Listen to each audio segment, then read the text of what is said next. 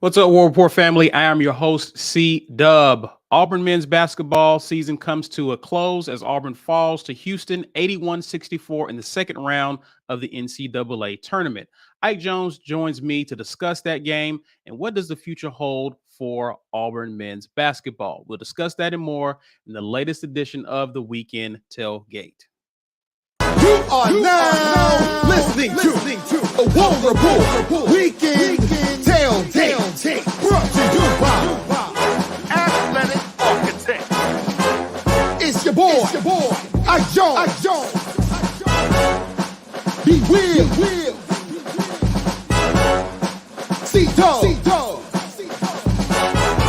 Mike G.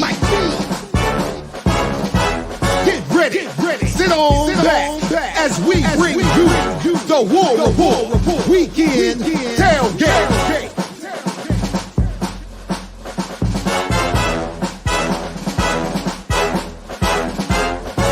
War Eagle, everyone, welcome to the latest and greatest Weekend Tailgate, brought to you by show sponsor Athletic Architects. Guys, please support us by supporting our sponsors. So please go visit buildthehouse.com. If you are a student athlete, know a student athlete, or you're just looking to get your LLC idea off the ground, buildthehouse.com. Athletic Architects can help you begin planning your financial future and supporting you. Shout outs to them for supporting us.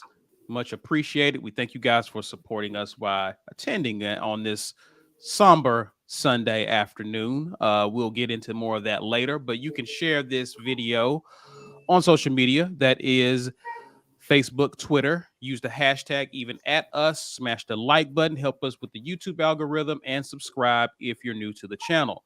As always, we're putting out great content in the off season. Ike is here to tell you how you can access that content. Yeah, man, you can become a member. Clicking the join button is your path to greatness. Click the join button, and I'm going to get back into this groove. I've been on the road, been moving around a lot during the tournaments, SEC and NCAA, but I'm back in the office this week, back cranking out content. So we're getting back into this great Auburn football content as the spring is approaching, or as it's getting underway. So you guys want to make sure that you're locking in and become a member of the War Report. If you are a member and you want to gift a membership, super easy to do that right now. Just click the little gift box and let somebody else get a free month of the War Report on you. We are going to give away another mug today. I did see a tweet from someone who unfortunately broke their mug. I can't just give it to you again for free. Goodness gracious. Broke their mug as a result of what happened in the second half last night. But you know what I'm saying? Hashtag get your weight up. Maybe luck will be on your side and you can get it replenished. Or you know what I'm saying? You can just cop one from the store, whatever. Ike, that mug did nothing to you. It was not the mug's fault. It's not, but I understand. I understand. If I do too, but it's just the cup of greatness. You can't do that to the cup of greatness. And we need to make plastic mugs. Clearly, that is what we need to do, is do plastic mugs. But yeah, make sure you hashtag get your weight up to get in on that drawing. Sponsored by GWT2 Energy Consulting Services, as always. And we'll do that drawing around the 1 hour mark. I'm going to go ahead and grab a comment from appears to be a new member of the War Report family. Welcome.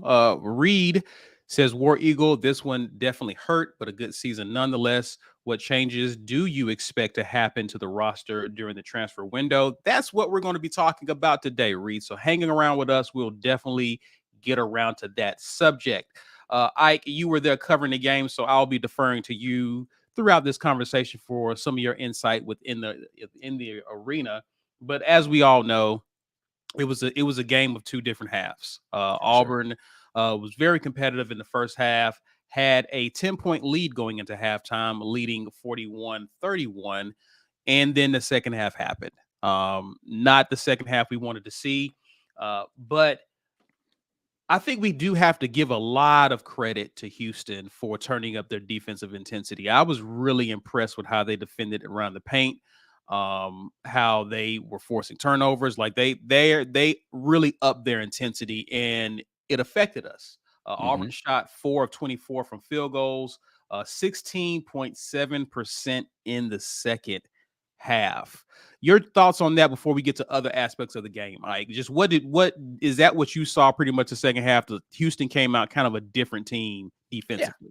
So I'm gonna read a tweet from you from a guy on Twitter, and he said, "I expect Houston to ratchet up their defensive pressure to try to force more live ball turnovers and grab some momentum early in the half." This was tweeted at halftime from an account on Twitter. The name here is TWR Ike Jones. Yeah, so fully anticipated that to happen. Like Houston was going to come out and be more aggressive defensively because they needed a momentum swing. And how they get momentum, somebody was talking about this is, we've lost leads all the time. Remember Bama does. Like, the difference in Bama is Bama at the halftime of Bama game, I was like, I expect Bama to come out and shoot a bunch of threes to open up the half, because that's how Bama gets back into the game. They're going to shoot their way back into the game. Right. I expected defense to be the difference maker for Houston, because that's how Houston gets back into games. That's what happened, right? The problem for Auburn was not so much that Houston played better deep, because Auburn was getting to the free throw line. Auburn was getting good shots, right? We'll talk about free throw shooting in a minute. Houston's defense wasn't the problem. I expected them to do that. Really, the problem for Auburn, we're going to talk about free throws. It was we weren't getting the stops on the opposite end. And what was the kid's name that came off the bench? He had like 20, bro. He went off. He went crazy I think he ended up having 26, did he? I don't know, but that's really where the difference was, because once you got Sasser and Sheed into foul trouble, you're expecting, okay, Auburn can now control. We're in good shape. We're in good shape. And he just came off the bench, and Mark, I think his name. He put every guard that Tremont Mark, every guard that put any sort of resistance in front of him, it was nothing. He just backed him down and shot a little mid-range over the top of him, or got to the free throw line, and lit us up in the second half. That was the difference in the game right there. He couldn't be stopped, and we could not score. And again, credit to Houston for making it more difficult for us to get into our stuff, but we still pretty much got whatever shots we wanted. They got pretty much whatever shot they wanted. They just weren't making them, and they weren't making the free throws. And speaking of with an aggressive defense, something that I've seen even with Auburn, even with us, Ike, is when we get really aggressive, we send people to the line early and often in games. That was true of Houston. They sent us to the line, but we shot 19 of 36 free throws. We made 19 of 36 free throws for the game. Now, Auburn has shot a worse free throw percentage this season. Actually, it goes back to February the 18th on the road against Vanderbilt, another game that we lost. But we only shot 10 free throws that night, made 5 of them. This is arguably, if not just outright, the worst game of the season we've had as it pertains to free throws, because we had 36 attempts at it. And I'm not saying that Auburn has to hit every one. I mean, it's going to be difficult to hit 36 out of 36, but you begin to see how the complexion of the game began to change once the game got out of reach, because we just couldn't keep it close by hitting some of them or more of our free throws. But your thoughts on that? Yeah, I mean, that was the difference in this game. Once it got to double digits and we weren't getting easy baskets, Houston essentially was like, I'd rather foul you than give up a layup. No, right. Absolutely. Earn it from the free throw line. If you want this bucket, earn it from the free throw line. Because we had a bunch of layups, and they were just like, I'm going to try to block everything you throw in here, and I'd rather send you to the foul line, even if it means I'm going to be in foul trouble. And they were like, Janai Broome, you got to earn it. Yeah, you got to earn it, because he got looks, but he was getting fouled, but just couldn't hit his free throws. And he hasn't been that great from the line, but it just seems like you can just see how a player can just mentally be in their head. Yeah, and it just looked like he was mentally in his head at the free throw line. Yeah, I mean, but it's crazy, because it just seemed to permeate throughout the entirety of the team. Like, yeah. there was a couple of trips where Flanagan, he went, I think, 2 times in the second half, and he only made 1 on both of those trips. Zep Jasper stepped up there, missed a free throw. Trey Donaldson was missing free. Like, it was just like KD. Yep. You know, I think he only missed 1, but still he missed a free throw there in the second half of the game. It's just, it seemed every single person who stepped up there to the free throw line, Jay Will missing free throw. Like, I was just like, this is nuts. It didn't matter who now. Broom was the biggest culprit because he went to the line more than everybody else. I think he was like 6 of 16 or something like that. Something stupid from the free throw line. Yeah. It's just crazy, man. It's absolutely nuts to watch a team in like 2 airballed free throws, 1 from Trey Donaldson in the first half, 1 from Janai Broom in the second half. I was just like, yo, this is like, it was almost comical at one point in time. I was like, this is like somebody playing it. This is a practical joke. Like, they gave y'all a trick ball at the free throw line. Something, because it was so bad. And it was so hard to watch because you're watching this team play with such energy and effort, because I didn't feel like Auburn's energy and effort was bad in this game. The second half, even though Houston's coming back, they're making like Houston was making tough buckets in the second half.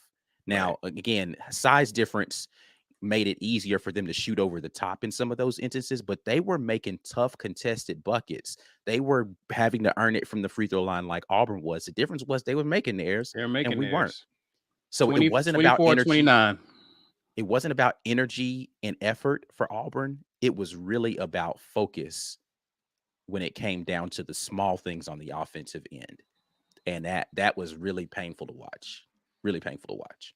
Yeah, for sure. For sure. Auburn got outscored in the second half, 50-23. You can't give up 50 points in the second half of a game. Let's just start there. Like, in no way should you give up 50 points in one half of basketball in college basketball. You just shouldn't. Not when you're a good defensive team.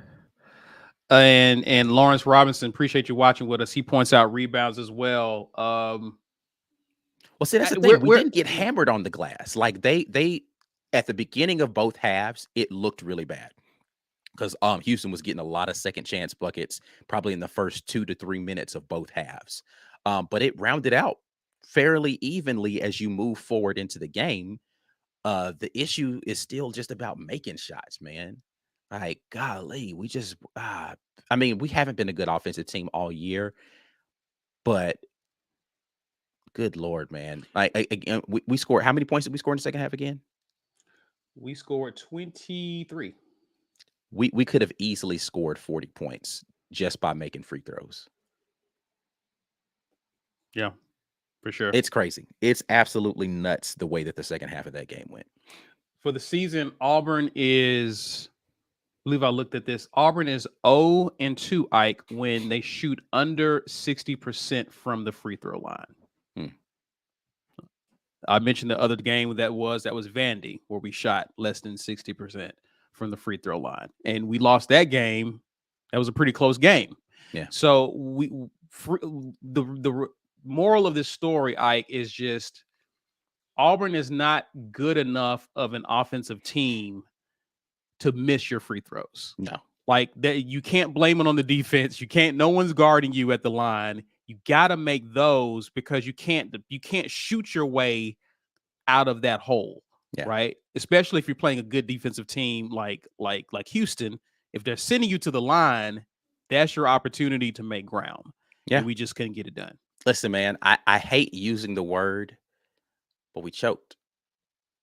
We choked that game away, man. We had the game and we choked it away. I don't know, like this team was confident and they were bouncing around. They had all the swagger in the world before the game. Like when you talk to the guys before the game, you could tell in their minds they're like, we could beat this team and we're going to go out here and we're going to shock some people. And they came out there in the first half and they had the attitude to say, we proved, look, we proved it. We could do it. And for some reason they forgot. They got to close the deal. Second half of this game is going to happen, and they're not just going to lay down because you punched them. Right. This ain't that kind of party where, like, when you're in the dance, teams don't lay down. They punch back when you punch them. if they're good teams. And Houston punched back, and Auburn was like, wait a minute. Like, y'all weren't supposed to like get up, bro. Like we had y'all down. You weren't supposed to get up.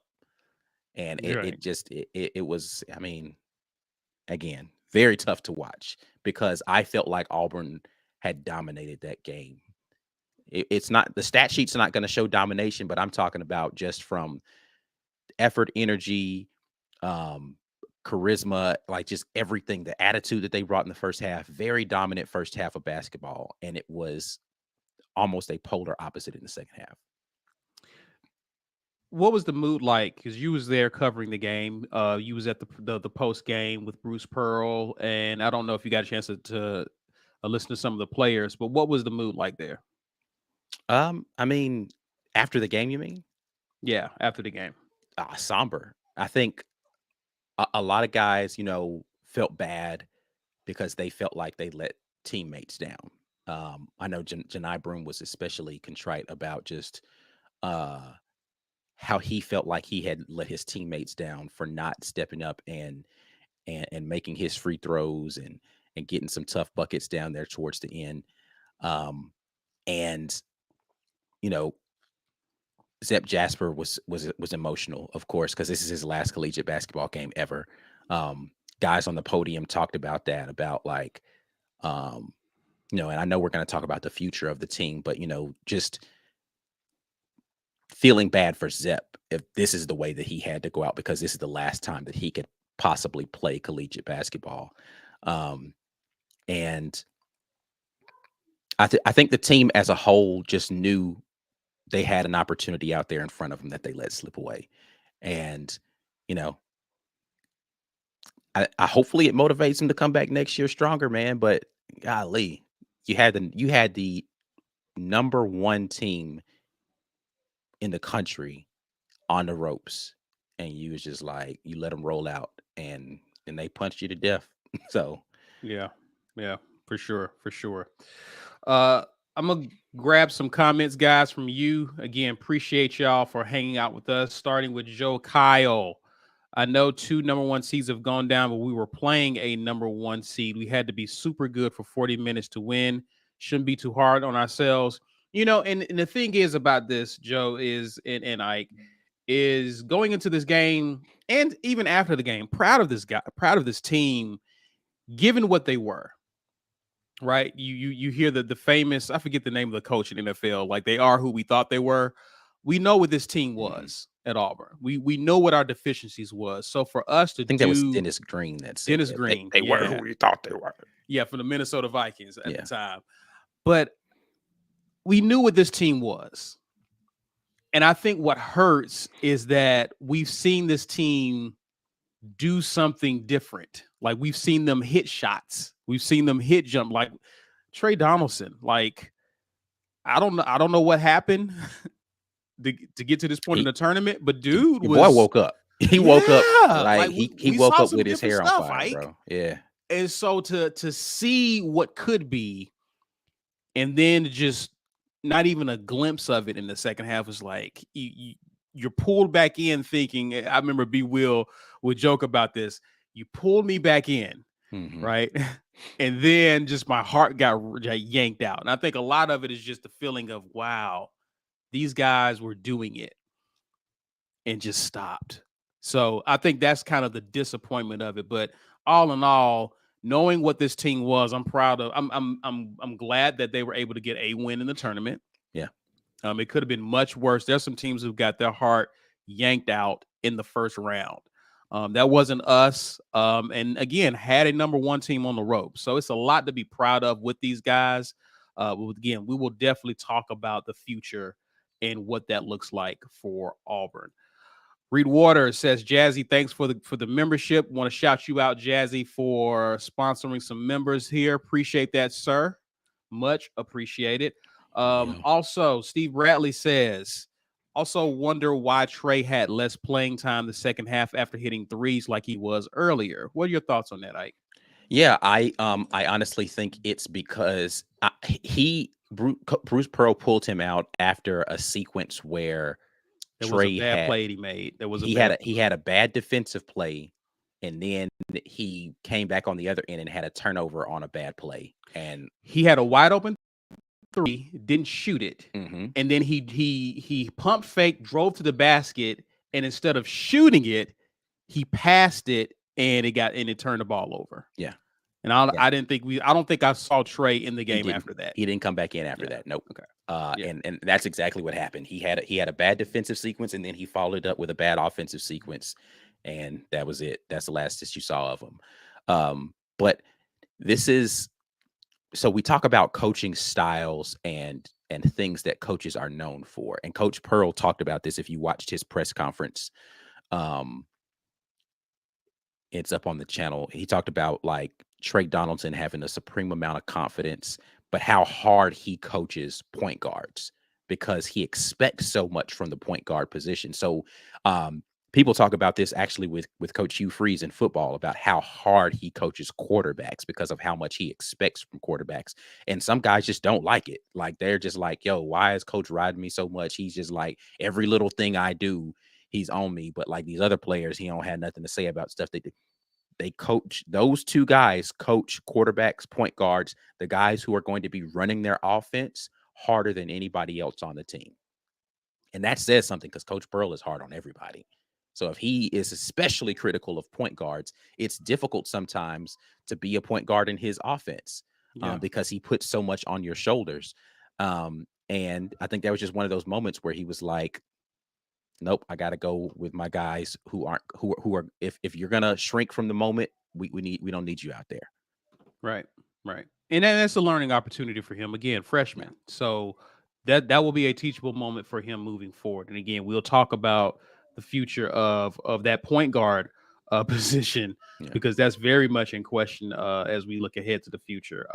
Also, Jazzy says, shout out to Jasper on being an Auburn man at the Houston coaches press conference.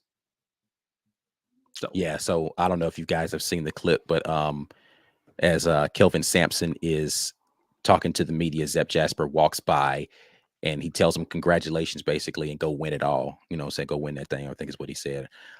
So just being a competitor, Zep, he's going to compete between the lines, man, but he's going to wish people luck outside of him. And that's just, he got a lot of flack for that too. I get a few days ago for I think he said he was rooting for Alabama. But then they're in the state. It seems to be a message that the SEC wanted us to put out, us being SEC member institutions, to put out as they're in the tournament, is that we're rooting for the other teams in the SEC to do well. Right, because Coach Pearl gets up there and he says the same thing. Nate Oates gets up there and he says the same thing. I don't know if anybody has asked, Musselman about this or whether or not they're rooting for the other schools in the SEC or Rick Barnes. I don't know if anyone's asked them, but it'd be interesting to see whether or not those questions get asked of those guys, because that seems to be the message, is that we want the SEC to do well. That does well for our conference. And Zeb Jasper got the message apparently, and he was like, yeah, no, it's fine. I want him to do well. I am not out here. Go do good things. Great. Auburn fans were like, no, we hate Bama and we're never rooting for them. I get it. I'm never rooting for them either. But, I'm not mad at Zep for not feeling that way. Yeah, I mean, there are people who love Auburn who don't have any vitriol. The three people I know, including Zep, don't have any vitriol towards Alabama and are willing to say that. I'm not one of the three. Yeah. So, hey, I actually admire that you can actually fix your mouth to say that. Because me, I would be looking screwed face trying to get that out. If I ever got that out. So, congrats to Zep on being able to say that. Again, he's been very classy at the tournament and with the media. So, good look for him. Also, Steve Bradley comes back and says, I was amazed about how Houston's defense just took our offense away from fouling Broom and making him shoot free throws. They was hitting their shots. We weren't just that simple. Yeah, agreed. 100%. 100%. Exclusive TV says the small guard experiment gotta go. I don't understand why Green kept driving after getting blocked 30 times. Again, we'll talk about this guard situation. So let me address this though. I don't think that the small guard experiment isn't the problem. Like having small guards in and of itself is not you gotta have the right small guards if you're gonna have small guards. Like those small guards need to be able to make threes, really, or be so quick that it's hard to stay in front of them. Like you've got to have Jared Harper. right. You've got to have just something different about you if you're going to be a small guard because it's a guard league. Now, big guards are becoming more prominent, but being quick and being able to shoot threes doesn't have a height around it. To be clear, they were blocking a lot of people's shots inside. You didn't have to be a guard to get your shot blocked. I think what Green was hoping to do was to drive in there and get some foul calls. And he got fouled a couple of times when he went down there and didn't get the call because he knows I can step to the free throw line and make free throws. He's super confident in his ability to get to the free throw line and make them. So what he's trying to do is go down there and maybe get a whistle and drive in that, he wants to make something happen because he realizes that they need a spark. But yeah, that we definitely need to figure out what we're going to do at the guard position, right? So again, small guard experiment. I think we need to be more specific about that and say Wendell Green needs to kind of figure out how to get his shooting touch back because when he's shooting threes, he's impossible to guard because he's hard to keep in front of him because he is quick and he is crafty with the basketball. But when he's not making the outside shot, he becomes way easier to defend. Absolutely. Way easier to defend. 100%. 100%. Jazzy says, can y'all imagine the hell we will be in if Bama wins it all? This can't happen. I don't even plan on watching the rest of the tournament. I don't even know. Is there basketball left to play? What we watching, man, this weekend? What you doing this weekend, man? Because I think I'm with you on this one. I think I'm over this tournament. Yeah, I have no idea. Somebody like, it was my mother-in-law actually. She was asking me about because I had told her if we win, Kansas City, I might need her to keep Israel, all that kind of stuff. That's my son's name for those that don't know. So she asked me today, she was like, well, did y'all win? Are y'all going? I was like, nah, the tournament's over.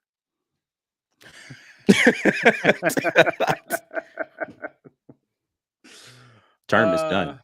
Yeah, I think John Wick comes out this weekend. So that's one thing you can do this weekend. You can mulch your yard.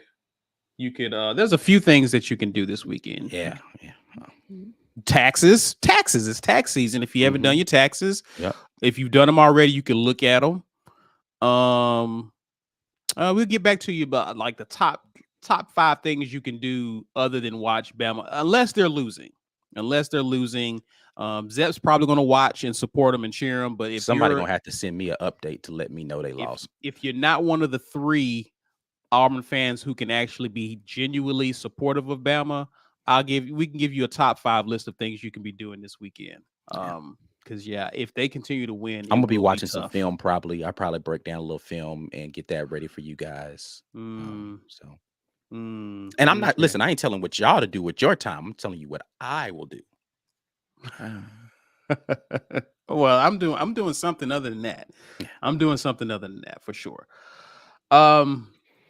Guys, you're watching the Weekend Tailgate courtesy of Athletic Architects. Do us a favor and share this video. Smash that like button and subscribe if you are new to the channel. We'll pause, pay some bills, and acknowledge the sponsors of the War Report. This edition of the War Report is made possible by our generous sponsors. AuburnSports.com. For news and notes on all things Auburn Sports, head over to AuburnSports.com. Athletic Architects. For young athletes looking to secure their financial futures, let Athletic Architects help you start to build your financial house. Head over to BuildTheHouse.com. And our giveaway sponsor, GWT2 Energy Consulting Services. If you want the best in the business at restaurant logistics, check out our friends at GWT2Energy.com. Definite shout out to all of the sponsors of the War Report and those of you who have already become members. Shout out to Jazzy Joe for gifting some people some memberships today. So hopefully you all will find some great value for your free month of membership and will want to return for subsequent months by signing up for membership to be a part of the War Report Green Name Gang. $5.99 gets you to that patron level, which is the highest level of access. We got that content wall stuff that I am putting out there for you. You guys need to come on board as a member. Got much more film to watch and break down for you guys. I'm hoping that there will be some news out of the transfer portal come up, and I can find some film on guys that are transferring into Auburn, all that kind of great stuff. Lots of stuff to break down during the offseason. We're in the swing of spring. So a lot of football to get into as well. If you are a member and you want to gift memberships like our guy Jazzy Joe has done already today, you can go ahead and hit that little gift box button to gift a membership to someone and let them have a free month of the War Report on you. We appreciate everybody who has continued to support us, and this is another way that you can do that. We're giving away something again, and that is a mug. If you want to get in on this mug giveaway, hashtag get your weight up right now in the live chat. GWT2 Energy Consulting Services is our sponsor for this giveaway. Hashtag get your weight up to become a part of this giveaway and potentially get you the cup of greatness. And then last thing here, the Auburn Express, powered by the War Report. Not looking forward to now talking to Paul because he's going to give me a hard time about basketball, even though Paul does not watch basketball at all. He just any opportunity he can. Like, there's a reason Paul doesn't watch basketball. Yeah, I mean Georgia sucks, right? Like Georgia didn't. Is Georgia even in the NIT? Like I just don't even know. But of course, any reason Paul could have to get to make fun of me about something, he's going to take, because that's what we do. We make fun of each other about stuff. So I'm not looking forward to talking to him about it. I do though. While we're on the subject of that, though, he had texted me before the Iowa game, and he was like, he's like, where are we watching Iowa win the game tonight? And I was like, oh, that's cute. I haven't had my chance to talk back to him. You know what I'm saying? Like, but just know, Paul, we're going to talk about it. We're going to talk about it. We got plenty of things to discuss, actually, Paul. Yeah, we got some things to talk about, sir. No, that's my guy, man. Paul Meharry, man. You didn't have a clever comeback. There's a lot that just came to mind in that moment. When I got plenty. I got plenty. You just saving them for when we. Oh, gotcha. Yeah, gotcha. That's probably for the best. Yeah. Wise man. G Boston 74 says Wendell needs to go mid-range game. This is something that you've mentioned before in the past, Ike. I mean, I'm an advocate of the mid-range game.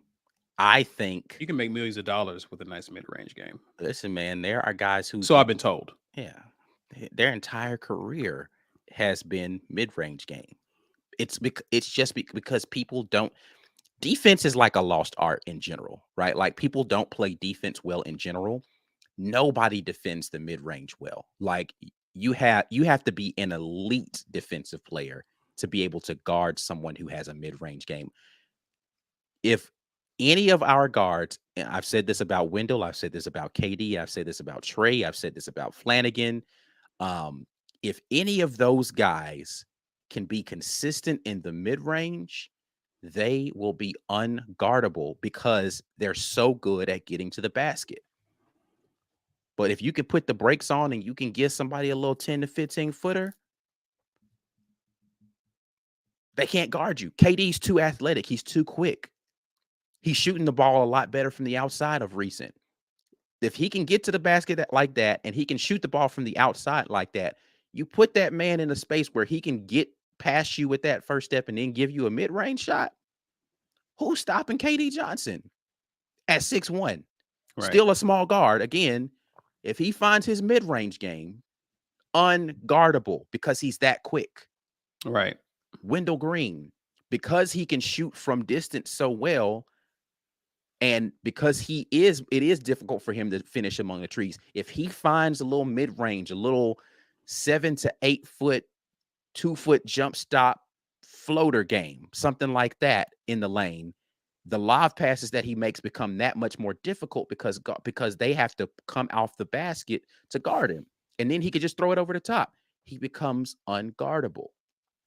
Right. For Alan Flanagan. Alan Flanagan can outjump the vast majority of dudes out there in the gym that are guarding him. If he finds a mid-range game, who's stopping that? With his vertical, who's stopping that? It's going to be Yeah. real difficult. Trey Donaldson, super fast, super physical, can get to the rim, right? He doesn't finish as well around the rim as some of the other guys. So if he can get that physical body into a guy and then step back like he did for the 3-pointer he hit against Iowa, but do that from 10 to 12 feet, who's stopping that? Yeah. He's got a great vertical. Who's stopping that? Nobody. I think of guys in the NBA like DeMar DeRozan with the Chicago Bulls. Whole career, midi. I mean, but getting buckets. Yeah. Getting buckets every night. Like you can make a lot of money with a nice mid-range game, but I don't know. It'll be nice to see again with these young kids that the game has changed. They're just throwing up threes. You know, Yeah, I get it. listen, it's because they've been convinced by these analytics experts that, if you can shoot from 20, you might as well shoot it from 23. It's worth an additional point. It's a little lower percentage, but it's a higher return if you can make them more consistently. And then, it opens up the paint more because I get all the reasons why you need to be able to shoot a three. I'm not saying don't have 3-point shooting. Just add that mid-range to it. Yeah. Just add it to it as well. So JB says, once again, another team's guard goes off for a career game because Green cannot play defense. He has terrible lateral movement for a guard. I don't think this was on Green's lateral movement. I think it was on his height. He was just shooting over the top of him. He wasn't just blowing by him over and over again. Yeah, I think this was just about the fact Which is a bad matchup for him. Yeah, he was just taller. And it wasn't just Wendell Green he was shooting over. So he was shooting over top of Zip. He was shooting over the top of Trey. He was shooting over top of KD. It didn't matter. It was just he was taller than our guards and he could make contested mid-range shots. Novel concept. I just did a whole little rant about it 30 seconds ago about shooting mid-range. Him and Sheed were killing us in the mid-range. Yeah. I mean, absolutely killing. Yeah. Let's look a little forward to the future a little bit. Ike, Corey Dub, good to have you on, man. Says, so how do we move forward? What's the play? I personally would like for Chance and Trey to stay. Holloway comes in, rest of the backcourt. Thank you for your time at AU. Well, we know Zep isn't returning, obviously. But what's the deal, Ike, in your opinion? What's the deal going on with Wendell Green? Now, Wendell Green, in case many of you didn't know, last night he posted something on IG, an image of LeBron's tweet from, I believe, last month, beginning of February, kind of like right around the trade deadline when it was announced that Kyrie Irving was being traded to Dallas. I know the Lakers were trying to get or enter in for his services. Kyrie gets traded to Dallas. LeBron tweets a very cryptic tweet saying, maybe it's me. And so Wendell pulls it down, but of course we know how these internets work. Internet is forever, brother. So what do you make of that, Ike, with Wendell? I don't know. I mean, it's difficult to understand because it is so cryptic whether or not he was saying, because he put the deuces with it, right? Right. Whether or not he was saying, maybe I'm the problem here. It's time for me to move on. Or he was just like, all right, the season's over with. I don't know. I mean, it seems like the very obvious thing is he's saying he's ready to move on somewhere else, whether it's, I don't know what his next step in his career is. I don't think this game was on him. No, it wasn't on Wendell Green. Which it was kind of an emotional tweet, if that's what or post if you want to, but yeah. Yeah, I mean, and again, I just talked about how hard Bruce Pearl is on his guards. Maybe he's just like, man, this is too much for me to have to deal with all of this from Coach Pearl. I don't know. I really don't know what's going on with Wynn in regard to that. But he did take it down, so I don't know if it was just like he thought better of it. Somebody came to him and was like, hey, man, like, listen, let's not do this right now. And he was like, you're right. I'm going to take it down too. But yeah, it's going to be interesting to see what happens because he does take a lot of criticism from fans.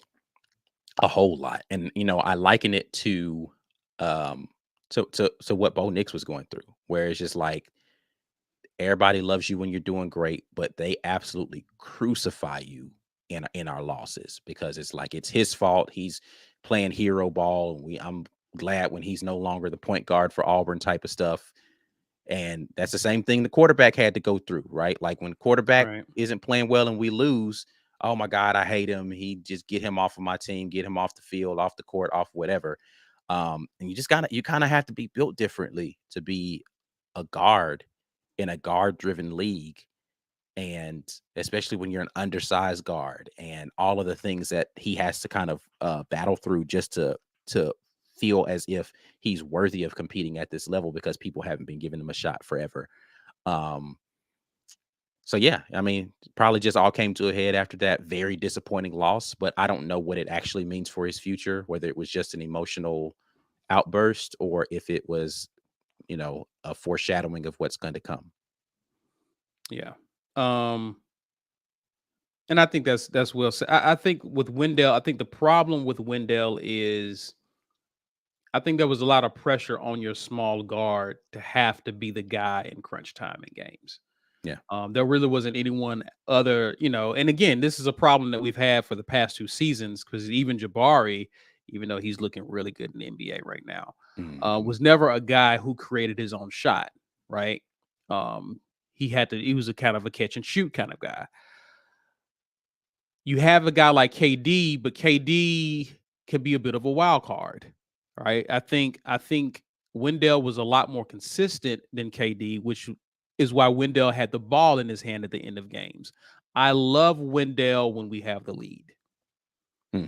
I love Wendell with the ball in his hands when we have the lead, because teams will foul him. As you stated earlier, Ike, he gets to the free throw line, he's going to drain those free throws, right?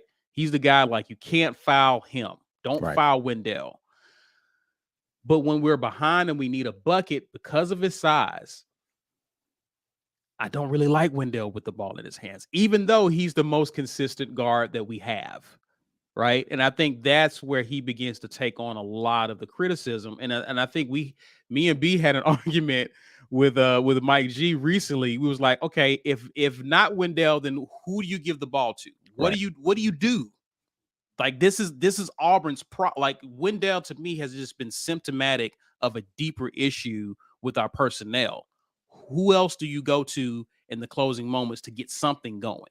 Yeah, I mean, again, the biggest thing is his ability to shoot free throws, and that was evident, right? Like he doesn't really he clutches up at the free throw line. He doesn't shy away from going to the lane at the end of games and taking the contact, or he wants the ball in his hand. He wants to take those shots, and you kind of have to have a guy like that.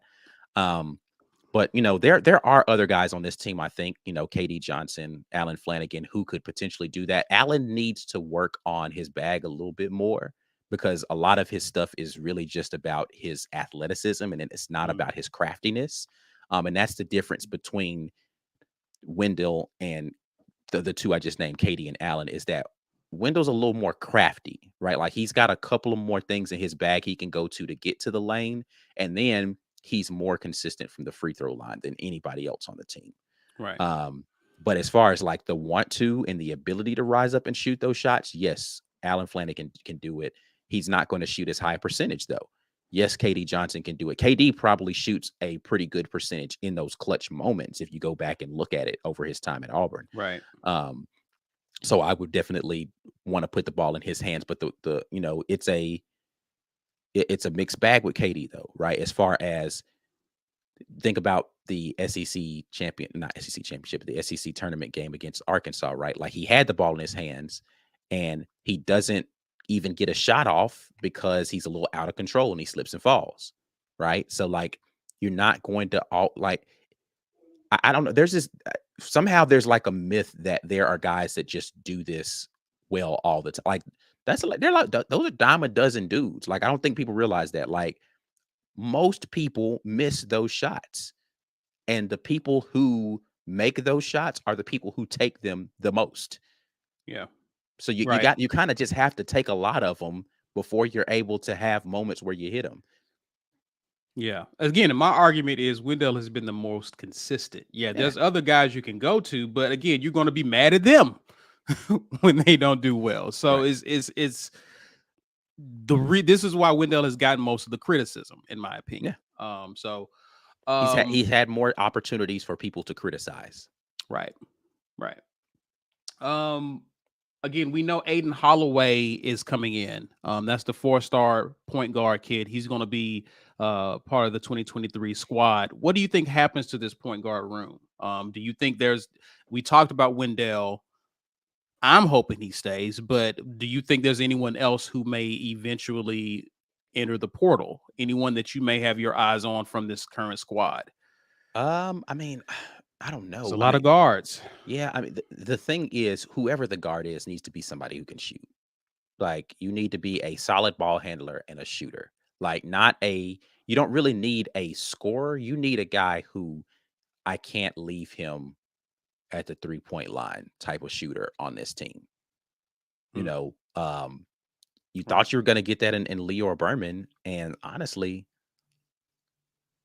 it seems like the more opportunities Leor has had to shoot, the less I've liked his shooting ability in games.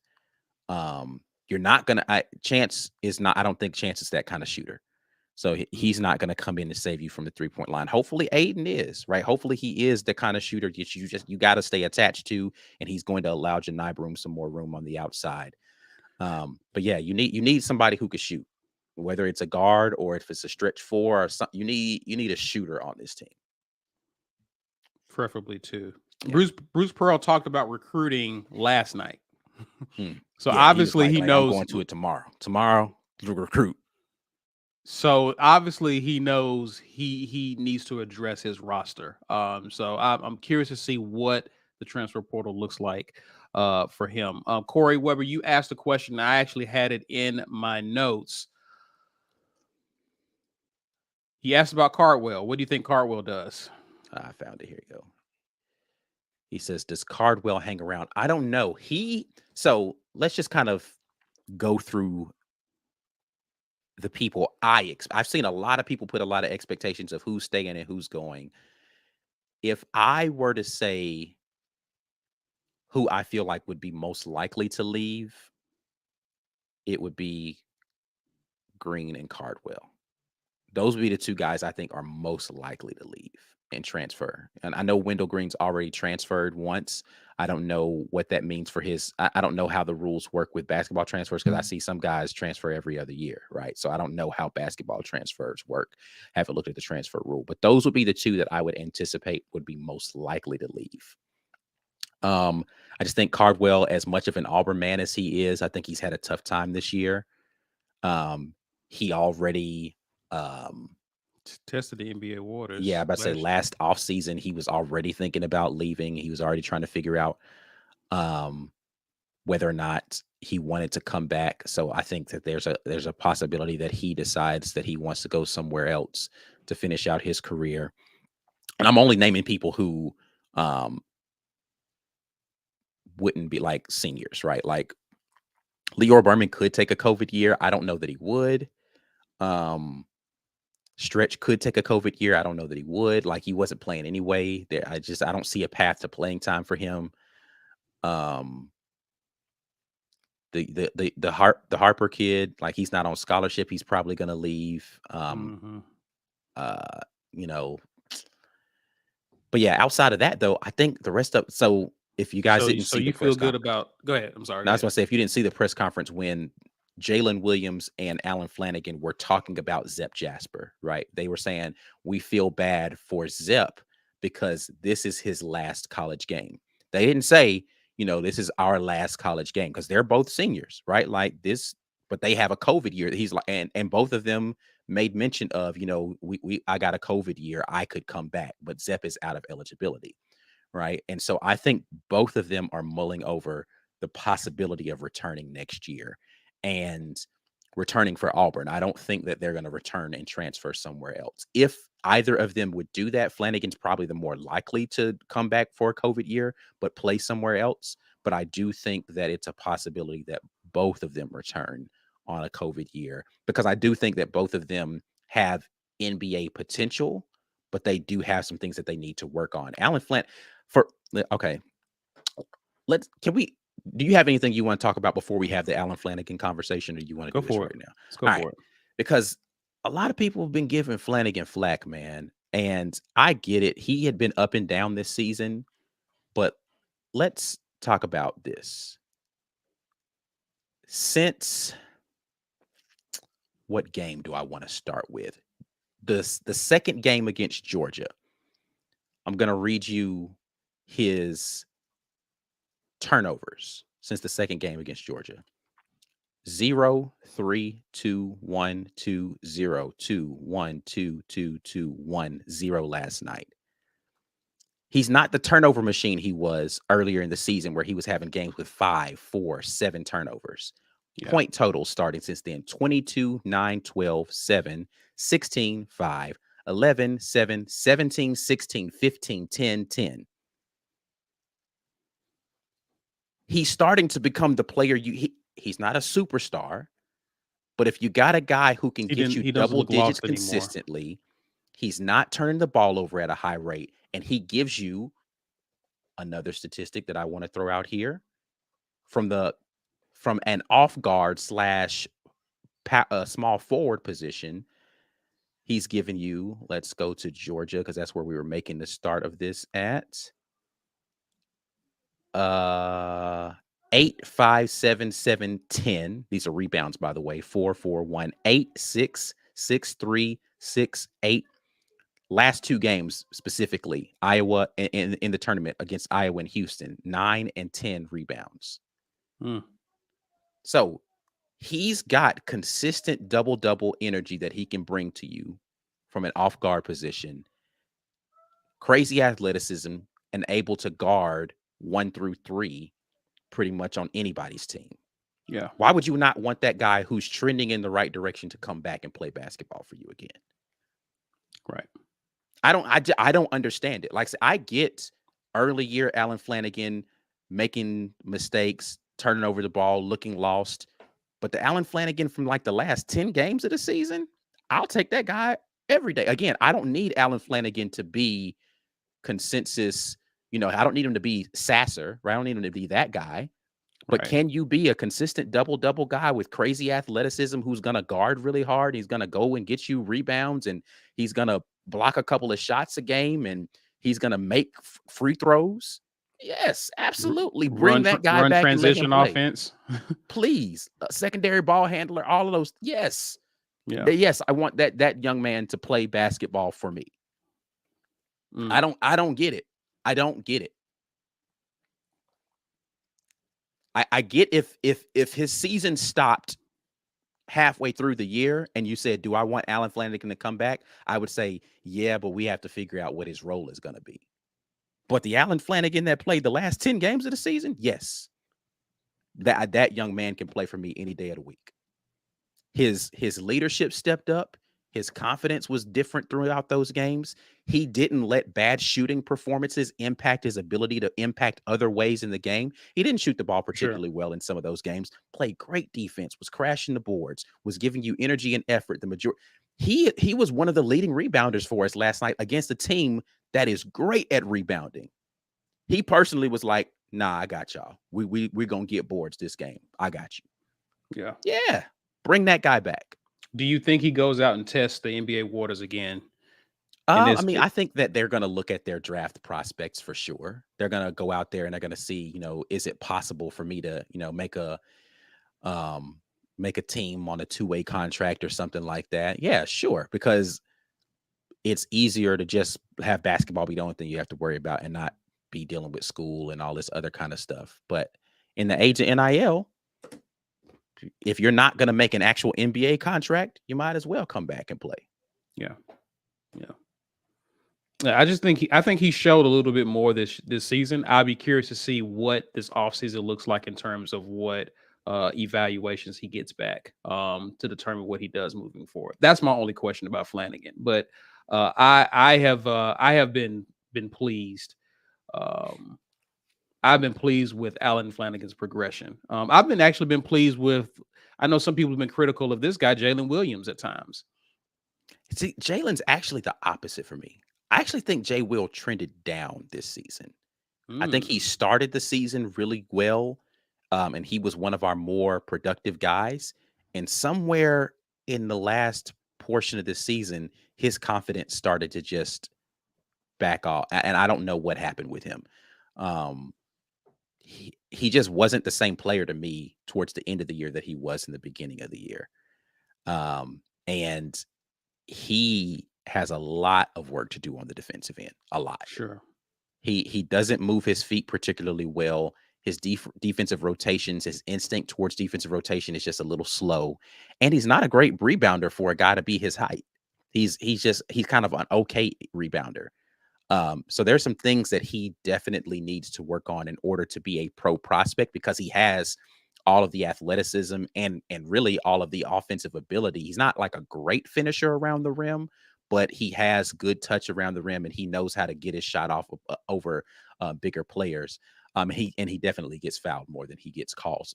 But there's some things that he needs to work on in his game. He's not like a great ball handler, right? Like he don't really have no super big bag, Hmm. which means he needs to figure out how to get to his shot more efficiently. And I just don't think that he does that particularly well. But he can score at all three levels. Talking about, people who can shoot the range, the mid range, and at the basket, he can score at all three levels, which is good. But he needs to work on how does he get, like, he doesn't really have an ISO game, right? He doesn't have a Right. game where it's like I can just give you the ball and he can go get a bucket. He kind of has to get it in the flow of the offense. And that's not a bad thing if you're going to shoot it at a high clip when you get the opportunities to do it. And he's just not shooting at a high enough clip for that right now. And that, to me, I think is more about confidence than skill. And he just kind of have to get that confidence up a little bit more. And I think that's something coming back for another year and actually being one of the guys in the front court could help, right? Mm. Yeah. Yeah. I mean, listen, Because I think this was year one post Jabari where if you don't do it, if you don't score, if you don't do it in the front court, I mean, we know what Janai Broom is going to do, but right. if you don't do it, it's not getting done. So, Right, because we didn't have what we thought we were going to have from Johan Traore. We thought we were going to have right. another athletic big who could step out and shoot. And it's like, all right, well, that ain't panning out. It's on you, Jay. And he had his chances. And I think early in the year they were going to him a lot more. But again, for whatever reason, that confidence started to wane. And Hmm. and he I mean, he was getting in foul trouble a little bit too. Like, but it's just but a lot of the foul trouble he gets into is just because, again, he's just kind of like a step slow. And that's not an athleticism thing. That's an like he's not instinctive when it comes to defending people about like Hmm. where his feet need to be and how he needs to use his hands to be able to be in the right position. So um he's a guy that I think could use another year of development, and he really just needs to, in the offseason, focus on whatever brings him the confidence on the offensive end. I don't know how you focus on confidence, but gaining more confidence in your ability to make and take shots, or take and make shots. And then what his like really study defensive rotation and really study all that kind of thing, so he can, because he's going to be playing in the same defense, right? It's not like they're going to switch up what his defensive responsibility is. Just understanding how he needs to move and play on a string defensively a little bit better. Corey Weber asked an interesting question, and it leads me into this before we get to the break. Ike, where did Israel Traore go? Seriously, a mystery. What do you think happens to this kid? Obviously, I he's think they he's patted it down at him down at TSA and took it and told him, no, you got to leave all your bag on the plane. You can't. His basketball game did not make it back through customs. hmm. I mean, do you think this is a development thing, or do you think, because I said to be determined on Traore if he's a bust or not. Hmm. And I think that's fair. You give him some time to develop, grow, learn the game at this level, but what do you make of, like, I mean, is there any reasonable hope for this guy, the light coming on for this guy, at least to the potential, or does he reach the ceiling that we hope he had, or is it much lower than what we thought? Um, I mean, his athleticism is clearly there. It's just the speed of the game is a little bit much for him. I don't think those Israeli players gave the kind of resistance necessary to really test him. Mm, He was just kind of just more. He was quicker, bigger, faster than all of those guys. Um, So he's just going to have to adjust to the speed of the game. And I think it's part of a confidence thing for him as well, of just having confidence. This summer, he needs to be out there in summer leagues and just really working on whatever the things are that's going to allow him to have more confidence in his ability to just play basketball. Like, he just doesn't have a feel of a basketball player. Like, I like Chance Westry's feel for the game. He didn't display it post injury really, but like, he understands kind of the movement of basketball and when to, he's got good pace and all that kind. Traore is just kind of like speed. He just go. And it's like, sometimes you gotta, his pacing is off. I think he's just going too fast mentally, and his body isn't caught up with his mind. Like, they're not in alignment yet. So he can, but it's going to take a lot more reps of him doing it. Mm. Ben Bloodworth, appreciate the super chat. He says, first off, proud of this team for even making it this far. Agreed. Second, that was the most predictable ending to this season ever. War Eagle. I don't know if it was that predictable. I didn't expect them to just fall out the sky like that. I think his point is that we haven't played second half well all season. So like an inevitable second half collapse was going to come because of the way we had played all season. I was talking about this, and it was almost like you ever play like those quest style role playing games where like you have to go like Legend of Zelda, where it's like you have to go and you have to find these things on it. It's almost as if this basketball team was on a hidden quest yesterday to find the new way to lose a game. It's like, oh, we haven't found this way to lose a game. Shoot terribly from the free throw line all second half. Unlock the new badge. Like, it was just like, oh, there's a new way we could lose a game. We found it. We found all of them. I just don't understand why. And I tweeted at halftime that opposing teams have erased our big leads. Yeah. Games where we should have easily just ran them off the court became even Iowa, like they erased a lead on us. We eventually held on to win, but I could not have predicted that we would shoot that poorly from the line. Yeah. That to me, that was what was just mind-boggling to me. Is just, this is your opportunity to actually get in a rhythm. Usually, a lot of times teams get back in games because they're able to get to the line. And we all but locked ourselves out of getting back into the game because we couldn't do that. Yeah. And Houston wasn't allowing us to do anything else. Yeah. So that was to me very disappointing. But anyway, we put this behind us. Look to the future. Interested to see what we look like in the future with Bruce Pearl. He says he's going to recruit. I guess he's taking a page out of our head football coach, which we'll talk about him in a minute. Hugh Freeze, but we'll see what happens there and how he addresses Auburn's roster. But guys, we're giving away a mug courtesy of GWT2 Energy Consulting Services. Ike's ready to draw. You've had plenty of time. How many we got? Only 35. That means you had a really good chance. Y'all thought I was going to wait because it was only 35. You're wrong. Should have put the hashtag in already. You know what's up. If you're new to the game, you just have to get in next time. But B. Parham, what's up? B. Parham. Sorry about that, Ben. It held on you a little bit. Yeah. B. Parham, let us know if you are here. Lawrence Robinson asks, do we think Auburn's non-conference will be as tough? I don't know. I mean, so we're gonna have the SEC ACC challenge next year instead of the Big 12 challenge. I haven't even looked at Auburn's schedule for next year. Have they released basketball schedule? I don't for know next if year? They have. I don't know if they have yet. So I think that Coach Pearl, looking at the cautionary tales from this year, will want a tough schedule again next year because he understands what the net does, right? Like, the net saved Auburn this year because we played a tough schedule and we played close to our competition in that tough schedule. So if you can play a tough schedule again and you can win some of those games or play close in those games, you still have a chance at the tournament. So I think Auburn should always opt to, in basketball, playing a tough schedule. It's not the same. Like, you're going to have a physical schedule playing the SEC anyway, right?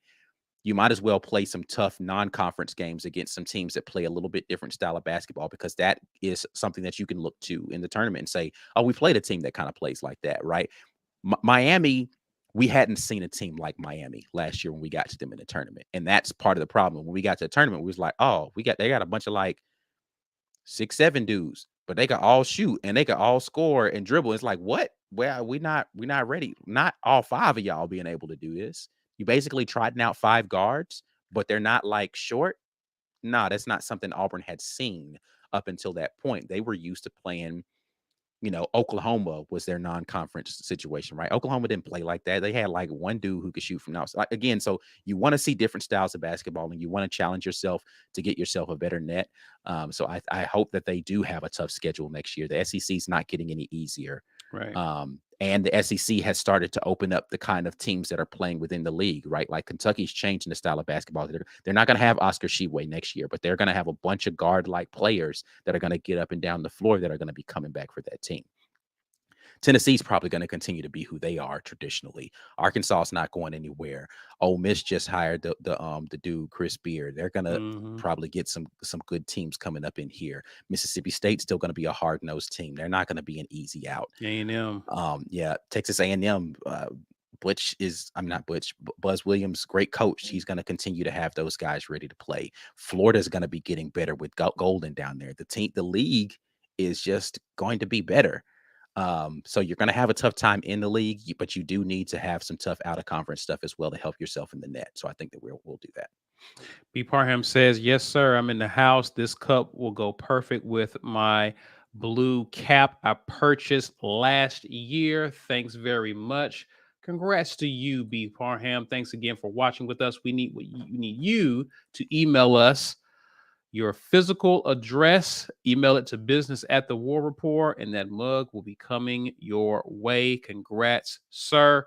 Imani Smoot says, I hope whoever ain't going to the NBA or who didn't play much stays at AU. I love seeing the maturation of young men.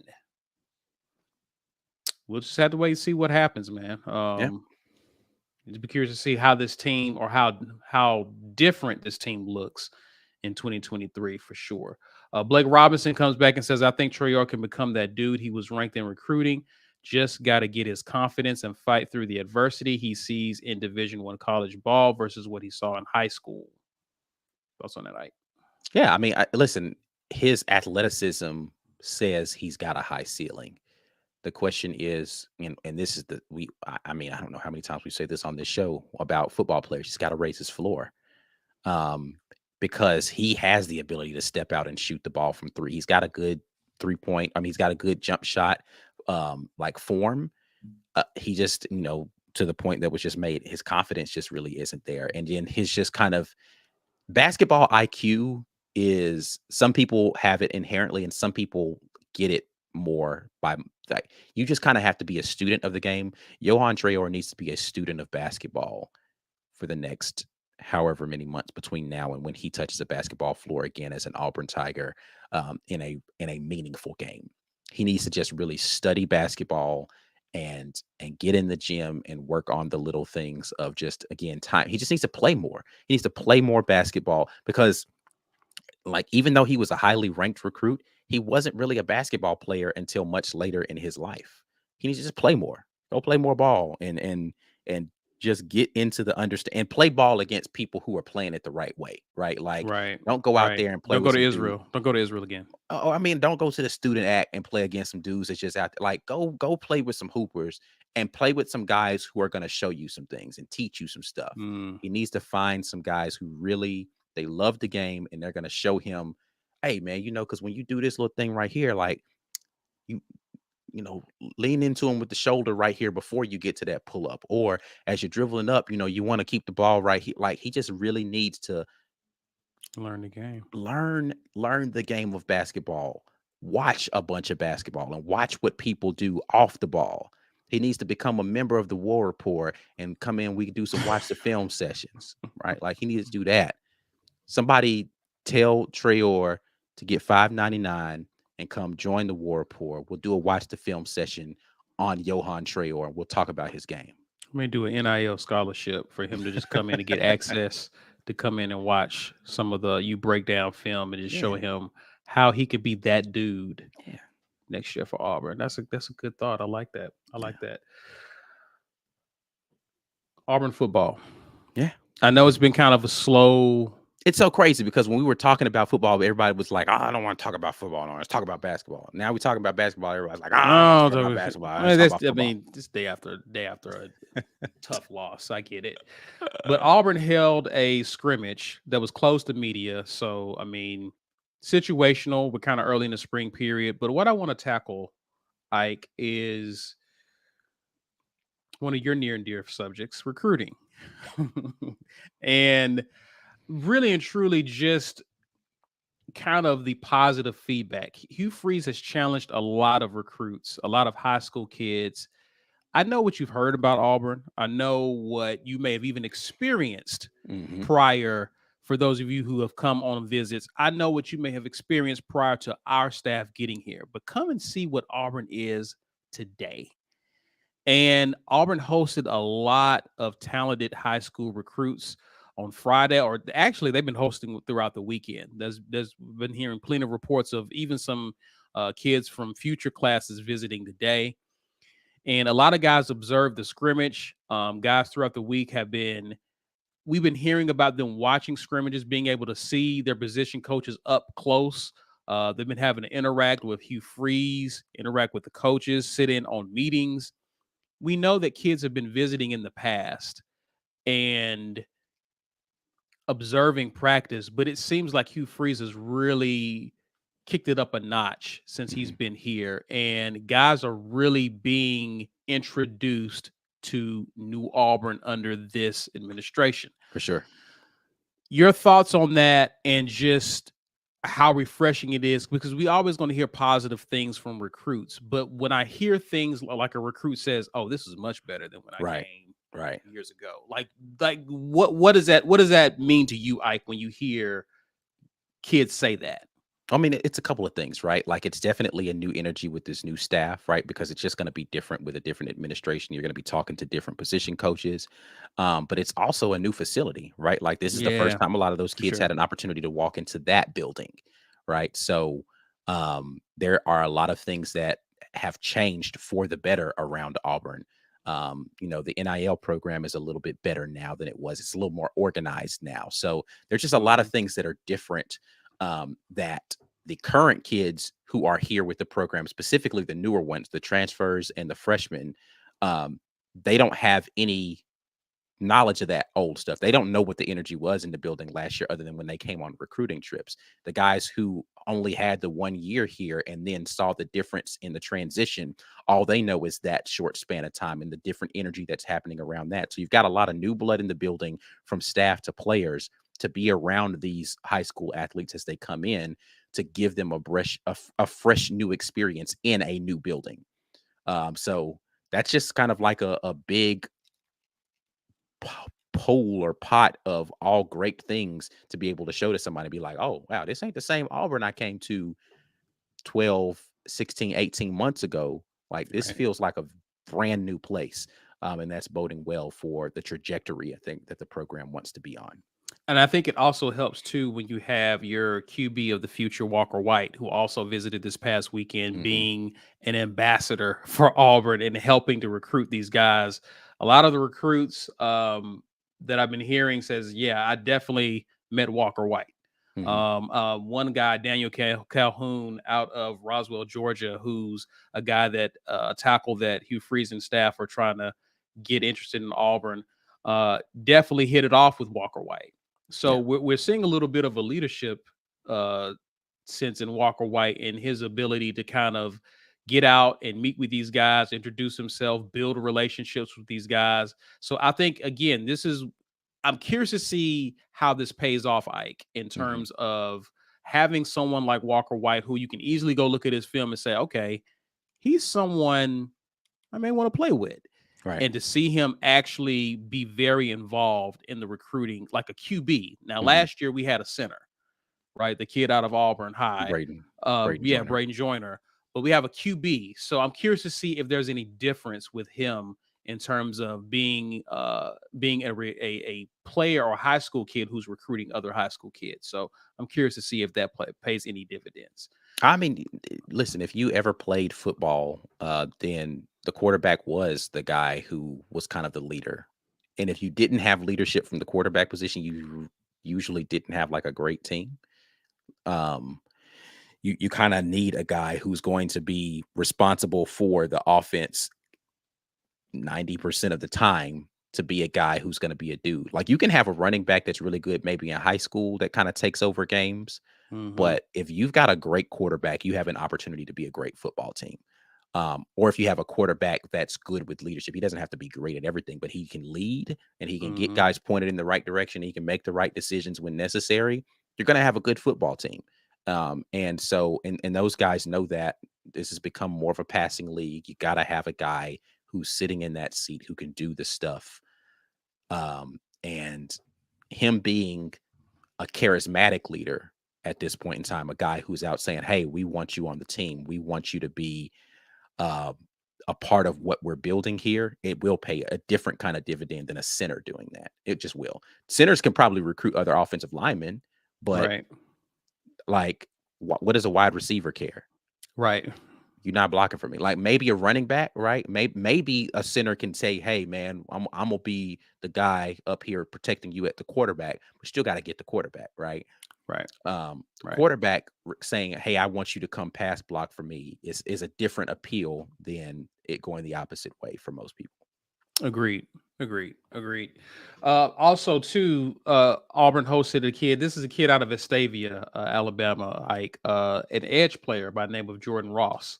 There's a few guys that Auburn is looking at for edge position or on the D line. And he visited and noted in the scrimmage that I think this is according to thru, but he noted that Falk looks pretty good so far. Now, again, we were not there. I don't know who Falk was lined up against or who he was abusing, but apparently Falk looked good in practice. So that's one positive thing to note there. I'm curious to see. Auburn has already, since Hugh Freeze has been here, gotten a 5-star in Falk. Flipped him from Florida State. I'm wondering, is this the year? I mean, again, we've seen Auburn flip people from our big rivals, right? Most notably the recent linebacker that we got, Robert Woodyard from about 2 recruiting cycles ago. But I'm curious to see how Auburn looks with these schools head to head. I don't think there's going to be a lot of head to head because all Alabama and Georgia, because of their success, are starting to recruit nationally and across the country. So it leads for opportunities for Auburn to really get a lot of guys from the state of Georgia. But there are some guys even in state and even in Georgia that they're trying to that they're bringing onto campus and again introducing them to Auburn. One guy being DeMarcus Riddick, who's up the street from us, in Clanton, Alabama. Big time linebacker, committed to Georgia, but I believe Alabama is getting in on this as well. So you're looking at like a 3-way battle for him. You have Perry Thompson out of Foley, Alabama, big receiver. That's the wide receiver kid, right? Yeah, that's the wide receiver who's been to Auburn. Basically made a simple statement saying, "Hey, if I play somewhere else, it'll be Auburn." So we know he's leaning. He's a Bama guy, Bama commit kid, but Auburn is not saying, well, Bama got him, so, hey, we'll just see who we can get. No, they're going after who they want to go after. And so it's cool to see that with this coaching staff, that they're not afraid to they're not backing down from some of the big dogs in recruiting. And so whether that pays dividends remains to be seen. But to see kids visiting the campus and saying, you know what, I think I may give Auburn one of my official visits. Yeah. That's a step in the right direction, in my opinion. Yeah, absolutely. I think, momentum is definitely real when it comes to recruiting. When you start seeing because these kids want to play together, man. Like, this is a different time, bro. Like, they're getting together at these camps and they're talking and on people's social media and they're trying to figure out where they want to go because they want to go win championships and they want to, kind of control their own destiny.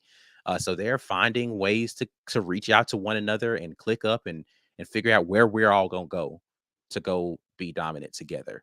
And so the momentum is necessary and you got to get on it early. That's the reason why it's just kind of, even though it's good to see the late close, it's going to be interesting to see a full cycle of what they're able to do building with momentum. because that should be a drastically different beast. You've had more opportunities to talk to them. You're getting in early on guys. Even though this year is going to be a full cycle, it's really going to be the next year where you're talking to guys that are in their junior year approaching, and you're really trying to figure and getting in much earlier on them, and maybe even being some of their first offers for some of these guys who they're rising from 3 to 4 star space, right? So you got in on when they were 3 stars and they only had like 2 offers, and you're their first like major offer that they're going to get because you recognize the potential type of stuff. Those are the types of stories that I'm looking forward to seeing coming through for this coaching staff, finding those guys who everybody ain't looking at, and you're getting in on them early, and you're building a solid recruiting base. And then maybe you go flip some of the bigger guys by looking and saying, hey man, I know you're a 5-star quarterback committed here, but I just got this guy at wide receiver, this guy at offensive line, this guy at offensive line, this guy at running back in your class. We're going to be something to deal with. You might want to, or I got this dude who's going to be coming to put pressure on you every down. I got this dude who's going to be coming and wrecking your offensive line every down. You might want to be on this side and be the guy being the recipient of this defense that we're building to come crush everybody. So, I mean, again, being able to reel off names of guys who've played under you who are in the NFL beasting it up right now. Like, hey, you could be the next DK Metcalf. You could be the next, you know what I mean? So being able to say that to those guys also, in addition to who you're bringing on the campus, those kids meeting each. And I think that's the biggest thing too, Ike, that doesn't go unnoticed. I mentioned it with Walker White. You're getting to meet some of these big name kids. And it's like, oh, you here too? Mm-hmm. Oh, okay. Yeah, I'm not just, you know what I mean? I'm not just the big name that they brought in. There's some other dudes here as well. So, okay, Auburn doing something. Okay. Right. I may actually use one of my officials with Auburn. So we'll see how this pays off, especially with A-Day. I'm curious to see what happens with A-Day. And there's some other names that we'll talk to. We'll bring some people on to talk recruiting and when we can expect, because right now we have 3 commitments right now. When we expect to see more in the future, we'll definitely talk about that more. But good conversation. People ask, I know you mentioned that this has been therapeutic, us talking about basketball. It's good to lament this together, this loss together. Hey, we all experienced it. We all feel down about it. But glad we was able to join the discussion. Ike, tell the folks what they need to be doing and what we're doing in the off season. Yeah, you need to get on the Johan Traor path and become a member. I'm not saying Johan Traor is a member of the War Report. I'm saying he needs to become a member so we can watch film together and talk about things we need to do better. But yeah, man, become a member of the War Report. We got a lot of film to break down, a lot of things to talk about. We're going to try to do more things during this off season to continue to get you guys exclusive access to some things. And you want to be a member to be a part of that. Big things coming from the War Report. Great things coming for our Green Name Gang. If you are a member and you want to gift a membership, you can do that right now from the live chat. And you can gift 1 month of membership on you to any number of people that you'd like to. YouTube randomly assigns these memberships to someone who has been interacting with the content, but has not taken that step. So you can go ahead and get them 1 month free on you. We are the Auburn Express, powered by the War Report on all of our podcast platforms. Make sure you're tuned in there for some of the audio-only content that we got going on. If you're a podcast person, some rebroadcasts and stuff like the morning drop is going up on there as well. So make sure you lock in with that. If you didn't win the giveaway today, that's okay. You can head over to the website, warreport.com. Snatch up some merch, read a couple of good articles. Shout out again to our guy, Elliot Huckabee, who's been writing for us, man, doing a great job. Appreciate him continuing to help get some content up on that website for us, man. But you guys lock in with us. Warreport.com is the spot. Yes, James. He says, fellas, did y'all hear about Camden Brown balling out in the first scrimmage? I did hear that he had a good scrimmage. I heard his name come up. Also saw on Twitter that, and I went to go confirm while Ike was doing the announcements, that Wendell Green did remove Auburn from his profile on IG. He did indeed do that. So that's all. I have no thoughts on that. Just that's all. Guys, thanks again for hanging out with us. Share this content on social media. Use the hashtag @us. Smash the like button. Help us with the YouTube algorithm. Subscribe if you're new to the channel. We've mentioned social media. We mentioned it throughout the show, but Instagram, Twitter, Facebook, you can find us at The War Report. We are TW Report on TikTok. Sipping out, guys, but we will definitely catch you tomorrow with the morning drop.